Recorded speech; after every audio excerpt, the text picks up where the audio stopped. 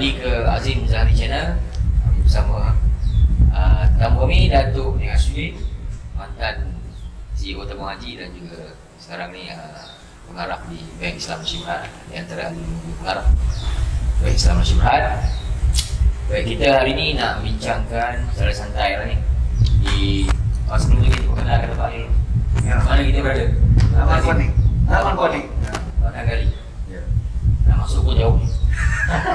Dia tempat ni hanya orang yang yakin sahaja sampai, sebab bila dia melalui cabaran tu, bila dia sampai sini dia akan menikmati laman ni lah, sungai, pokok, binatang-binatang yang kita ada ni. Azim ni dah nak patah balik lah. Okey, kita nak bicara berkenaan dengan industri kecil dan PKS ataupun SME lah, Small and Medium Enterprise. Ada juga yang kata MSME, Micro, Small and Medium Enterprise. Mungkin kita nak kupas sedikit tentang masalah-masalah yang common atau biasa dihadapi SME. Okey, sebelum kita cerita tentang cabaran sektor ni, saya nak komen sikit tentang penjenamaan sektor ni. Sekarang ni macam-macam lah disebut SME lah, MSME lah, maknanya difokuskan kepada saiz. Jadi apabila kita cerita tentang saiz, cara psikologinya usahawan-usahawan ni dia akan rasa mereka kecil sebab kita nak cerita saiz. Sebab tu dalam SME ni saya selalu cakap, okay, you should be significant and meaningful enterprise. Sebuah perusahaan yang ada ada kesan di dalam hati pelanggan. Jadi sekiranya mereka berkesan dari segi produk mereka, perkhidmatan mereka, maka saiz tu tak ada isu. Jadi sebab itulah baik maknanya daripada kita panggil SME, Small and Medium Enterprise, baiklah kita menjadikan mereka significant and meaningful enterprise di dalam jantung hati pelanggan-pelanggan. Jadi bila fokus kepada menambah nilai, menyelesaikan masalah, memberi produk yang yang membantu pelanggan dalam apa saja urusan mereka, jadi perbincangan kita ialah kepada perkara-perkara itu, bukannya membezakan perniagaan berdasarkan saiz. Memanglah apabila perniagaan itu semakin besar, ada isu-isu yang berbeza berbanding dengan perniagaan-perniagaan yang baru dimulakan. Tapi bagi saya itulah, kalau boleh kita fokuskan kepada penyelesaian dan nilai tambah yang dibawa oleh perusahaan ini berbanding dengan saiz mereka, kerana saiz itu merupakan satu perkara yang tidak semestinya mencerminkan nilai tambah yang mereka bawa. Jadi itu komen yang pertama lah. Komen yang kedua pula, memanglah kalau kita tengok perniagaan-perniagaan yang kecil, yang sederhana, yang besar ni, mereka ada banyak peringkat. Sebenarnya kita tak boleh letakkan semua dalam satu bakul. Ada peringkat yang mana mereka baru nak mulakan perniagaan, baru nak mencuba sama ada produk mereka ataupun perkhidmatan mereka ada pelanggannya, ada pembelinya, baru nak tubuhkan pasukan, nak pastikan proses pengeluaran, memberikan output ataupun hasil yang mereka sasarkan, sama ada dapat jual dengan harga yang mampu dibayar. Jadi ini peringkat yang mana perniagaan ini mencuba mencari-cari model perniagaan yang kira viable lah, yang boleh menjadikan perniagaan itu berdaya maju dan boleh besar lagi. Dan apabila mereka telah berjaya di peringkat tu, dia ada peringkat pembesaran pula. Maknanya daripada perniagaan kecil kepada perniagaan yang lebih besar dengan kaki tangan ahli pasukan yang lebih ramai. Jadi masa tu usahawan dah tak boleh membuat keputusan seorang, dia nak kena bekerja melalui ahli pasukan dia, pekerja-pekerja dia. Keperluan kepada keuangan sudah bertambah, mungkin kena mematuhi pelbagai jenis peraturan, apa ni, dan dari segi strategi perniagaan dah mula kena fikirkan nak besarkan lagi ke, nak tambah produk ke. Jadi ini merupakan cabaran yang datang hasil daripada kejayaan perniagaan. Dan jika mereka melepasi tahap tu, dia masuk ke tahap yang mana mungkinlah baru nak cerita tentang sama ada nak apa ni, nak apungkan perniagaan ke, nak memperluaskan lagi perniagaan ke luar negara ke. Jadi apabila kita faham peringkat-peringkat perniagaan ni, jadi isu-isu dia juga berbeza lah. Daripada tadi katakan mula nak confirm model perniagaan tu kepada nak membesarkan lagi pasaran, bersaing dengan pihak yang lebih mantap dan unggul dan sebagainya. Jadi kalau kira dari segi cabaran tu dia banyaklah. Sebab tu dalam membincangkan tentang perniagaan ni, saya pecahkan kepada 6 aspek lah. Dari segi strategi, dari segi pemasaran, dari segi operasi, dari segi modal insan, dari segi keuangan, dan dari segi pematuhan. Jadi kalau kita pecahkan pada 6 perkara itu, senang kita nak fokuskan isu yang dihadapi oleh satu-satu perniagaan. Okay, Dato', define strategi. Okey, strategi ni kalau kita nak ada duit banyak, kita bayar McKinsey, dia akan bagi olahan yang menjustifikasikan bayaran kita kepada mereka lah. Tapi kalau tanya saya, strategi ni ialah pilihan. Kita memilih pasaran mana yang kita nak masuk, kita memilih produk apa yang nak kita jual, kita memilih fungsi apa yang ada pada produk kita memilih siapa yang nak beli barang kita memilih harga apa yang mereka nak bayar, kita memilih macam mana nak keluarkan produk, kita memilih siapa orang yang nak bekerja dengan kita dan sebagainya. Jadi inilah yang kalau kita simpulkan, semuanya termasuk dalam strategi. Jadi cuma biasanya dalam perbincangan tentang strategi, ianya dibincangkan dalam bentuk arah tuju, macam mana nak mencapai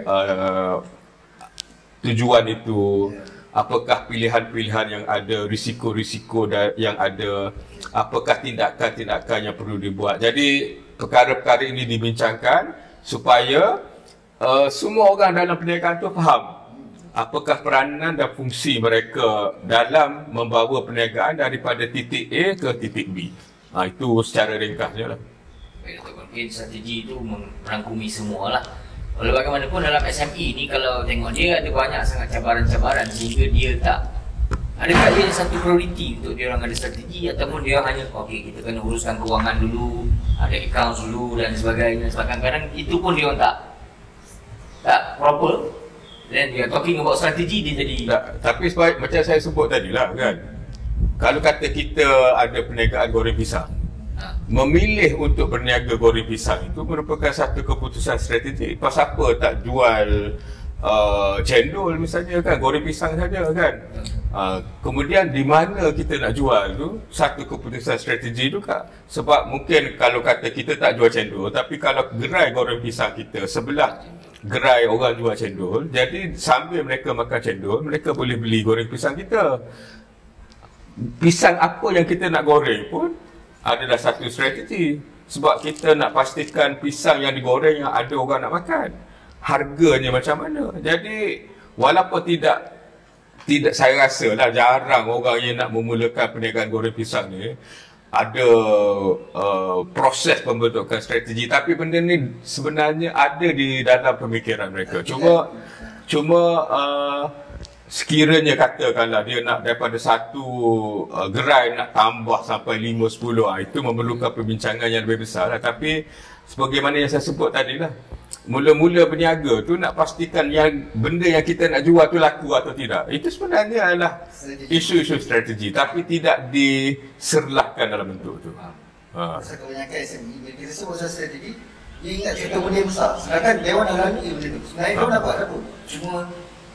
Cuma tu lah berbalik kepada peringkat-peringkat pembesaran perniagaan. Maknanya bila mereka kecil, cabarannya berbeza. Bila mereka semakin membesar, cabarannya berbeza juga. Macam anak kita pergi sekolah lah, masa dia duduk tadika, dia masalah tadika dia. Bila dia masuk darjah 1, dia kena sekolah rendah, dia kena belajar benda sekolah rendah, dia tak boleh nak duduk di peringkat tadika sampai sampai umur puluhan tahun. Bila dah habis tempoh sekolah rendah, kena masuk sekolah menengah dan seterusnya. Jadi perniagaan pun macam tu. Cara kita takbir yang kecil tu berbeza apabila dia semakin membesar, produk semakin banyak, orang semakin ramai, pelanggan semakin kompleks, pesaing semakin ramai. Jadi dia, dan proses-proses ini balik pada definisi strategi, memerlukan usahawan membuat pilihan. Jadi isu strategi ini dia akan berlarutan daripada permulaan perniagaan sehinggalah dia membesar dan sebagainya. Ada 3 company ni, kita tak sebut nama company tu, 3 company yang besar, dia bergabung menjadi satu. Masalahnya 3 company ni mempunyai culture yang berbeza, budaya yang berbeza. Bila diorang bersatu, dia merge jadi satu, dia 3 company ni membawa budaya yang lain. Pasal strategi, kebanyakan orang cakap strategi tak guna kalau budaya tu tidak disatukan. Tidak disatukan kan. Pasal diorang cakap culture is strategy for lunch. So diorang tak boleh nak keluarkan strategi yang betul selagi budaya tu, culture tu tidak diterapkan sekata. Pasal tiga ni bawa budaya lain ni. Satu company ni pagi start percubaan. Dia start dengan percubaan. Lepas tu yang ni culture dia berbeza, yang ni culture dia berbeza. Itu dia gabung. Dia ambil masa 7 tahun sampai dia punya budaya tu, culture tu dah sebati, dan baru strategi tu tak jalan. Cuma strategic wise yang lebih kompleks baru dapat implement. So Datuk rasa budaya untuk SME ni, culture dalam SME ni penting. Dia macam ni lah kalau katakan tadi Azim cerita tentang 3 syarikat. Ya.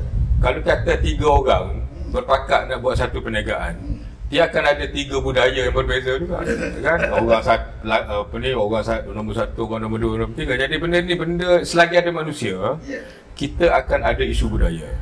Dan memanglah budaya ni satu isu perniagaan yang besar, yang mana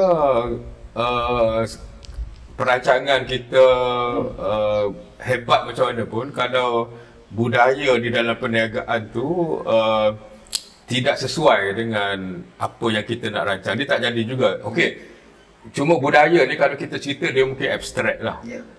Saya definisikan budaya ni ialah macam mana sesuatu dibuat dalam perniagaan tu. Jadi maknanya kalau ada 3 perniagaan, ada 3 cara buat benda yang sama, maknanya dia ada 3 budaya yang berbeza. Bila digabungkan, kena ada satu yang dominan lah. Jadi di sini pentingnya pemilihan budaya mana yang nak dikembangkan, macam mana nak membudayakan jantung hati pekerja supaya mereka hidup dalam pilihan-pilihan yang kita nak. Jadi ini satu proses yang memang panjang lah, kan. Jadi mungkin untuk perniagaan kecil ni, isu budayanya bermula dengan kalau ada lebih daripada seorang usahawan, mereka kena belajar macam mana nak bekerjasama. Kemudian macam mana mereka nak terapkan cara mereka bekerja tu kepada orang-orang bawah yang ada dalam perniagaan tu lah. Jadi ini yang penting.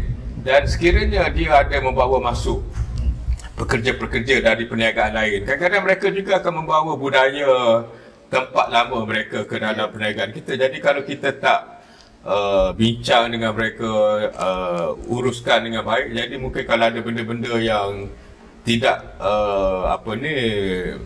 tidak sesuai dengan perniagaan kita, itu akan menimbulkan isu budaya juga.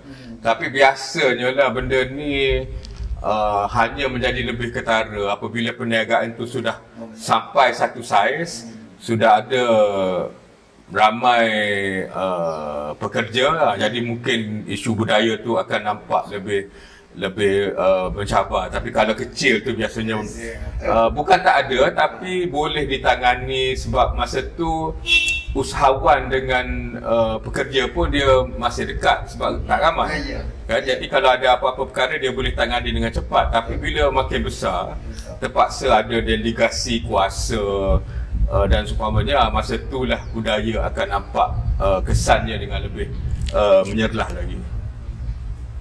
Antara lain SME ni atau PKS ni dia antara isu yang paling ketara bila kita rata-rata kita tanya lebih kepada modal lah, untuk kekurangan modal, especially Bumi Putra lah. Kita pasal modal ni memang banyak masalah lah. Jadi mungkin Datuk boleh kupas sikit bagaimana modal dan pengurusan kewangan ni memainkan peranan yang penting dalam usaha kita nak memajukan. Okey, dia mungkin saya sebut pasal pengurusan keuangan dulu. Kemudian kita cerita pasal modal. Biasanya kalau di peringkat SME ni, saya pecahkan pengurusan keuangan pada 4 perkara lah. Yang pertama ialah tentang sistem perakaunan.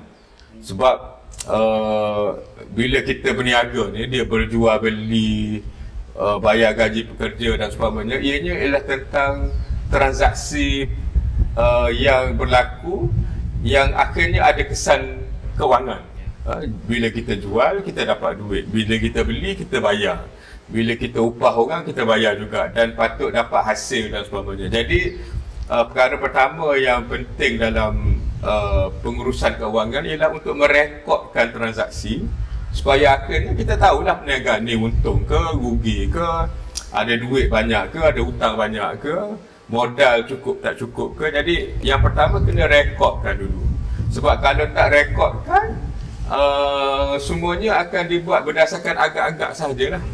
Dan ini berbahaya. Sebagai contohnya, kalau orang tak faham tentang pengurusan kewangan, apabila dia nak lakukan produk, mungkin dia jual pada harga yang sebenarnya merugikan perniagaan, tapi dia rasa seronok sebab nampak produk laku.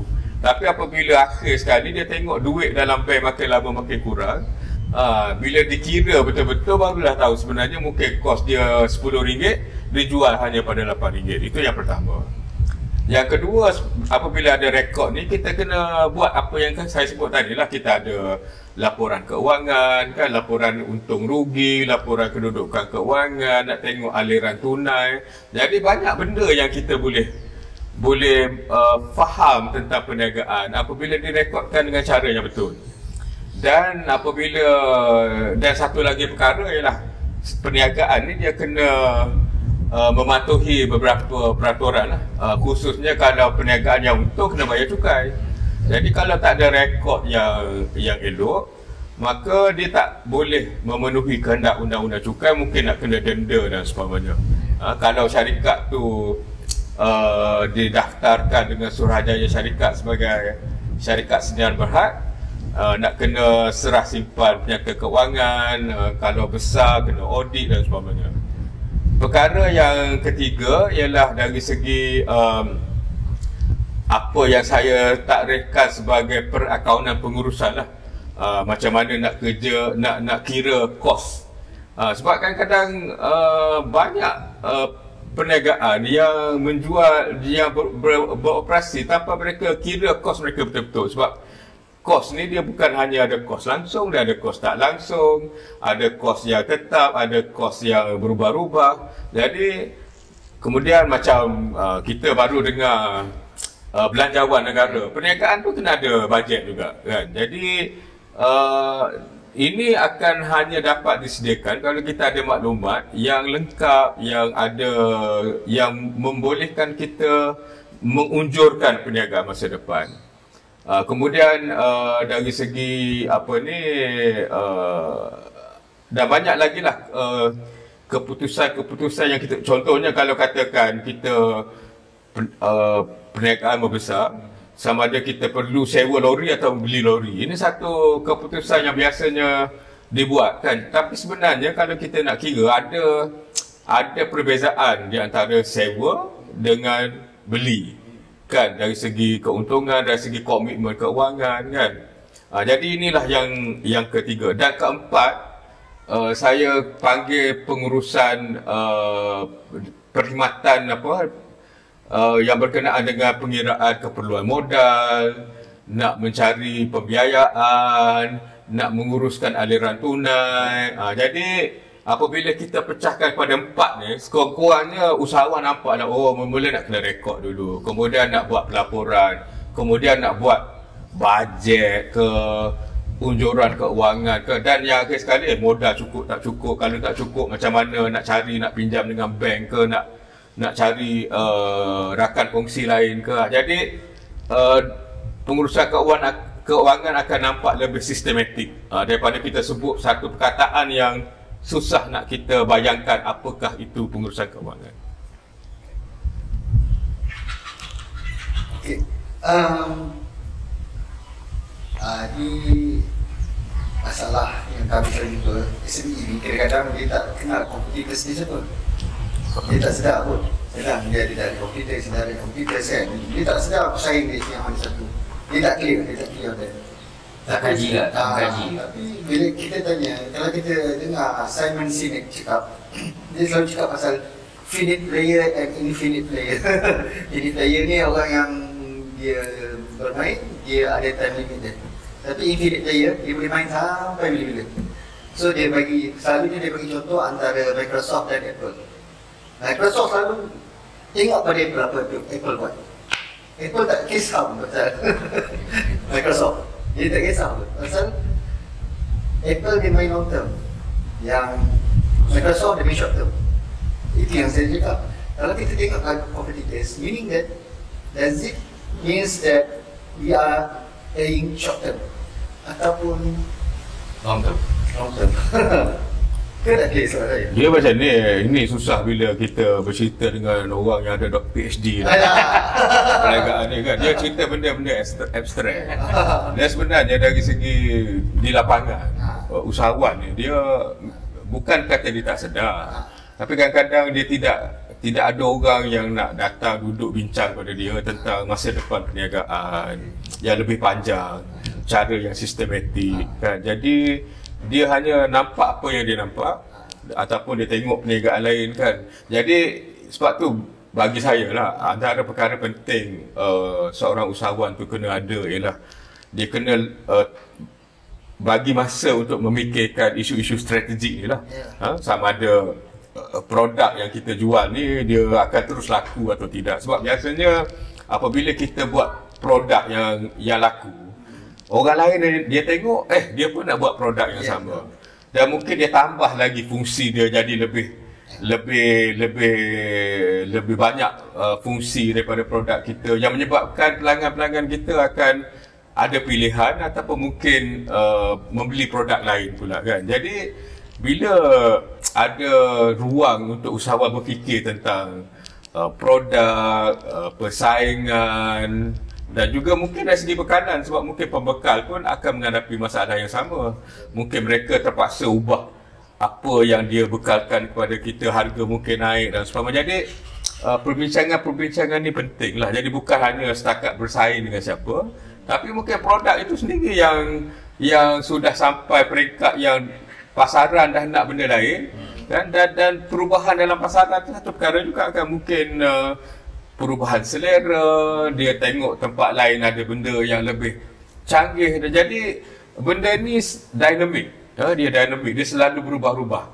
Jadi sebab itulah ada juga kata-kata, saya tak tahulah sebut nama apa, saya tak pandai macam Dr. Aziz kan. Jadi maknanya apa yang formula yang kita gunakan yang membuatkan kita berjaya semalam tak semestinya akan terus berjaya besok. Maknanya perubahan-perubahan akan berlaku. Jadi inilah yang mungkin Dr. Aziz maksudkan dari segi strategi, dari segi analisa persaingan dan sebagainya. Cuma satu benda yang saya nak sebut ya.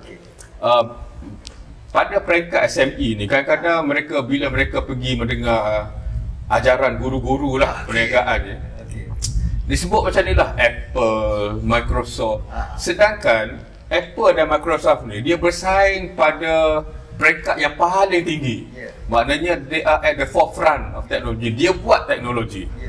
Dia cipta benda baru. Sedangkan kebanyakan SME kita ni, dia tidak sampai peringkat tu pun.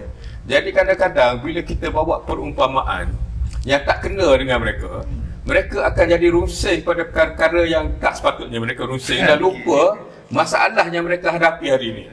Jadi ini kadang-kadang dalam nak membantu usahawan pun kita nak kena cuba kenal pasti isu dia yang dia kena tangani berbanding dengan memikirkan isu-isu yang mungkin satu cabaran tapi bukan pada peringkat tu. Contohnya budak tadika kita dah cerita masalah di universiti. Jadi biarlah dia masuk sekolah rendah, sekolah menengah dulu, baru kita boleh cerita pasal cabaran di universiti. Alright. Okey Datuk. Syariah compliant. Benda-benda yang tak direkod. Benda-benda ni saya panggil benda-benda yang mendatangkan barakah, tapi benda-benda barakah ni tak direkod, tak di-account. Tu pasal orang tak tahu. So, penting tak syariah compliant dalam Okey, ni pemerhatian saya lah. Ya. Apabila kita cerita tentang pematuhan syariah, kebanyakan orang akan cerita tentang produk yang ada sijil halal. Okey? Betul. Sama ada dia jual barang dengan menipu ke, dia curi duit orang untuk jadikan modal ke, itu tak dimasukkan dalam DDK account ke? dalam pembincangan mengenai pematuhan syariah. Jadi ini satu perkara yang saya rasa tak betul lah. Sebab syariah ni dia bukan hanya sekadar produk tu ada sijil halal. Kalau kita beli sijil halal ataupun kita dapatkan sijil halal dengan rasuah, itu sudah tidak mematuhi syariah. Produk tu halal tapi perniagaan melanggar syariah. Jadi kita kena tengok isu ni dengan lebih meluas lagi. Dan ini termasuklah cara kita mengiklankan barangan misalnya. Tak boleh menggunakan ayat-ayat yang mengelirukan, membuat claim yang mana sebenarnya tidak betul dengan produk kita. Jadi pematuhan syariah lebih luas. Dan dalam konteks kita sebagai orang Islam ni, kita kena tengok bahawa setiap perkara yang kita buat kena menjadi amalan ibadah kepada Allah Subhanahu Wa Taala. Jadi perniagaan kita juga merupakan satu sumber ibadah. Jadi tak perlulah orang mengatakan, oh saya nak pencen sebab nak beribadah. Sebab masa bekerja, masa berniaga itulah sebenarnya peluang ibadah yang amat-amat luas. Kan? Jadi dan satu perkara lagi ialah apabila kita mati, kita akan sampai peringkat kita akan dihisap oleh Allah Subhanahu Wa Taala. Jadi setiap perkara yang kita buat masa kita berniaga tu, yang orang lain tak tahu, Allah Subhanahu Wa Taala tahu. Jadi tak bolehlah berpura-pura buat sekolah anak yatim, hantar orang pergi umrah tapi dapat projek melalui rasuah. Kita suruh orang salah guna kuasa, kita guna orang politik untuk salah guna kuasa, dan apabila kita dapat duit untuk menyenangkan hati kita, kita pergi buat umrah di Mekah supaya rasa macam dah bertobat. Jadi ini pemikiran-pemikiran yang mengelirukan lah bagi saya. Dan sebab dalam Islam ni, pada kefahaman saya, kita kena adil. Adil ni maknanya kita tidak boleh menzalimi orang. Jadi rasuah, penipuan, ini semua benda-benda yang menzalimi. Dan biasanya apa yang melibatkan kuasa, kalau terlibat dengan kerajaan, kita menzalimi semua rakyat Malaysia. Jadi benda ni tak boleh hanya diubati sekadar buat sekolah anak yatim ataupun mengantar orang ke umrah. Ia merupakan satu perkara yang lebih serius lah. The reason kenapa saya tanya, pasal kebanyakan orang ingat syariah compliant ni hanya pada bank saja. Tak ada. Bank kan. Sedangkan syariah compliant ni pada dan bank pun sebenarnya dia tak boleh rasa bahagia setakat produk dia dikira mematuhi syariah lah. Cara dia berniaga kan. Dan sebenarnya ada ruang luas dalam Malaysia ni bagi saya untuk kita bincangkan semula fungsi bank dalam perspektif Islam. Sebab kalau kita bercakap tentang bank dengan apa yang kita namakan golongan sekular, dia kata banker ataupun jurubank ni dia tak ada hati, dia nak untung saja, dia tak peduli orang ni bankrupt ke apa ke kan.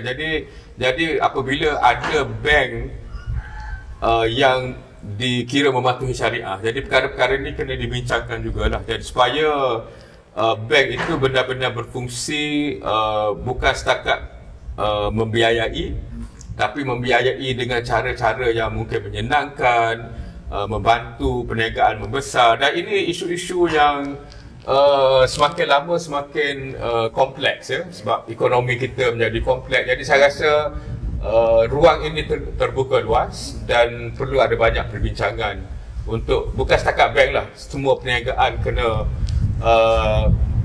menghidupkan matlamat ataupun objektif syariah itu dengan seluas-luas. Baik, antara yang kita bincang tadi bila SME, dia ada beberapa peringkat lah perniagaan ni, SME, kemudian medium, kemudian dia big. Bagaimana seorang usahawan tu dia nak tahu okey sekarang dia dah sampai level yang dia kena grow. Sebab kalau macam tu bagi contoh tu, kita nikah 6 tahun ke-7 kita dah masuk darjah 1. Itu dah sistem dia begitu. Tapi dalam perniagaan ni bagaimana sistem dia? Apa signal? Dia berbeza dengan manusia lah.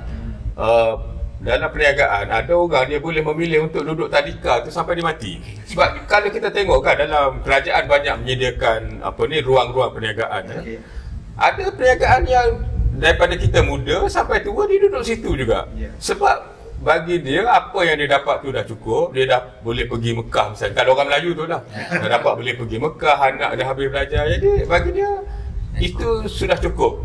Tapi ada orang yang kalau boleh dia mula perniagaan 2-3 tahun dah nak senaraikan perniagaan. Itu berdasarkan kepada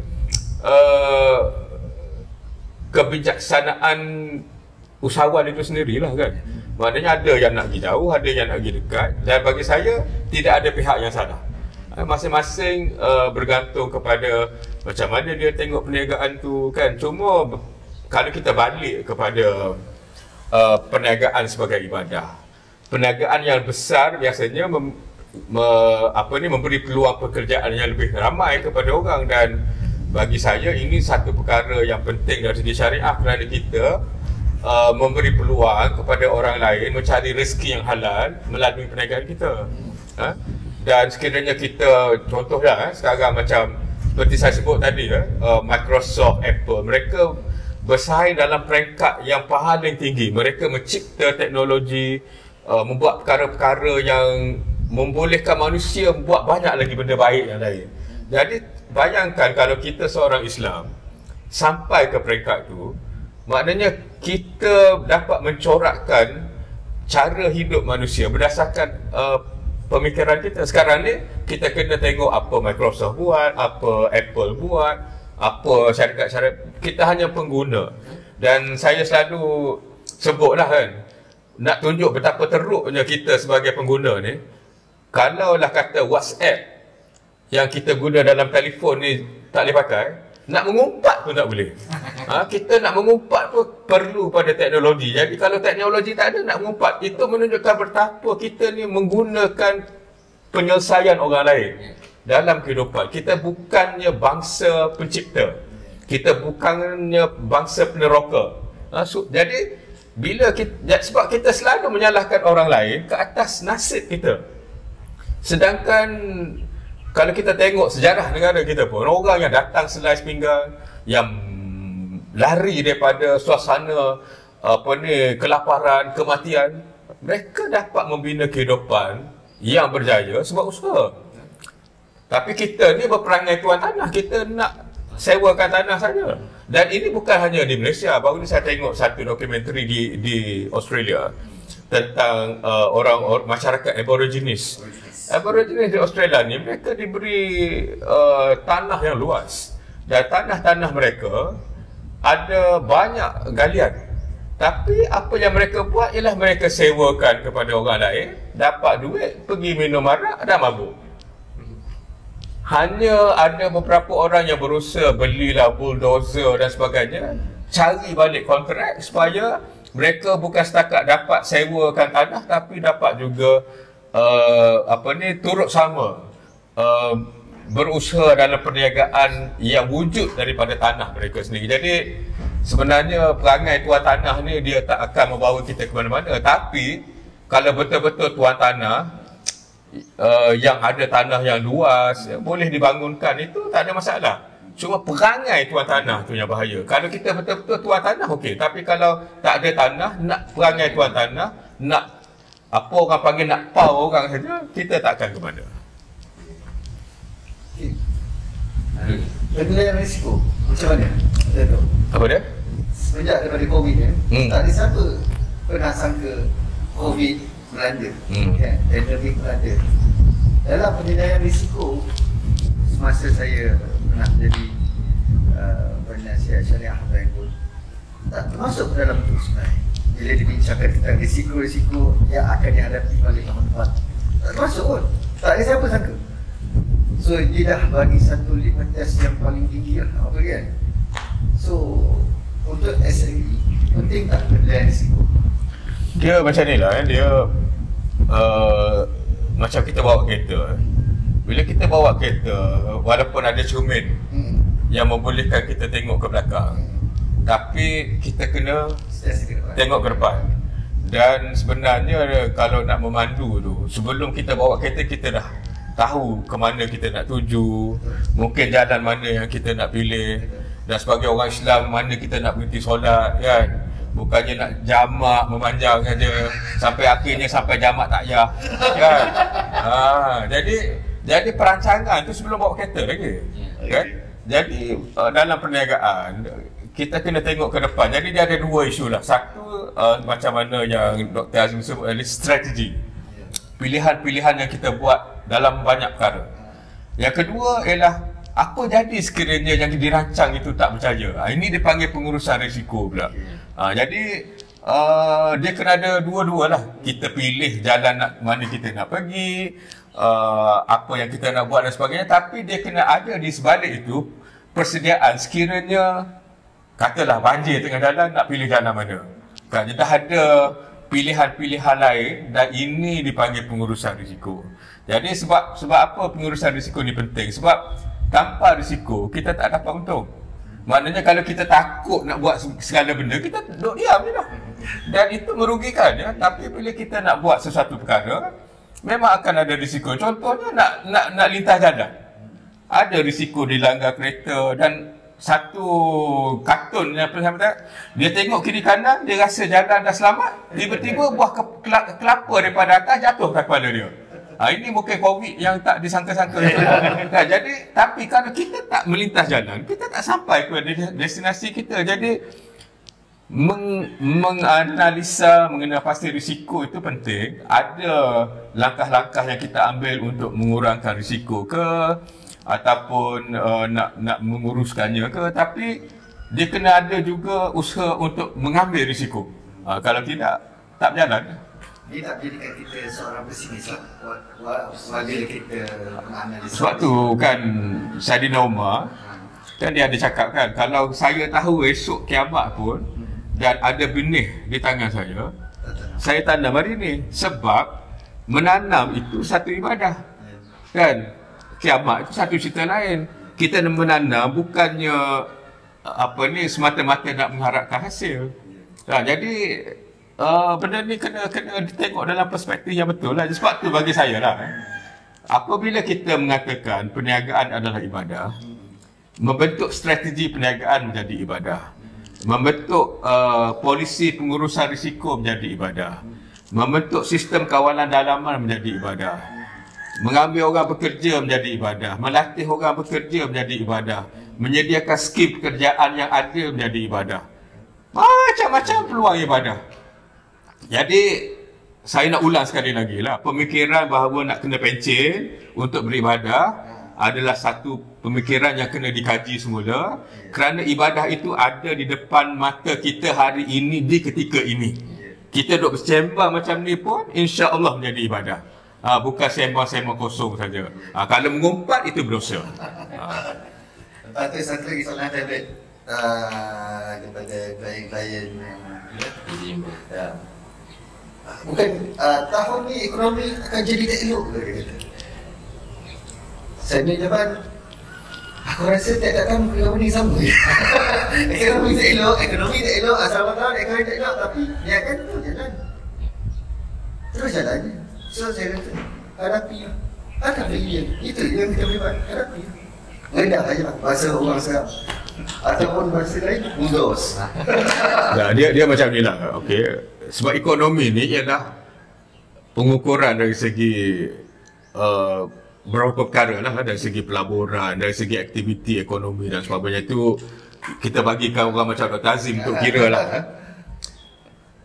Tapi yang pentingnya ialah apa yang kita buat, apa yang kita usahakan untuk perniagaan kita. Katakanlah kita rasa berdasarkan bajet yang baru dibentangkan, ada banyak pelaburan dalam sektor kita, mungkin sektor kita akan meningkat berbanding dengan sektor lain. Jadi itu satu perkara. Kalau katakan kita rasa ekonomi mungkin sejuk sikit, adakah kita hanya duduk diam saja? Kan mungkin kita tingkatkan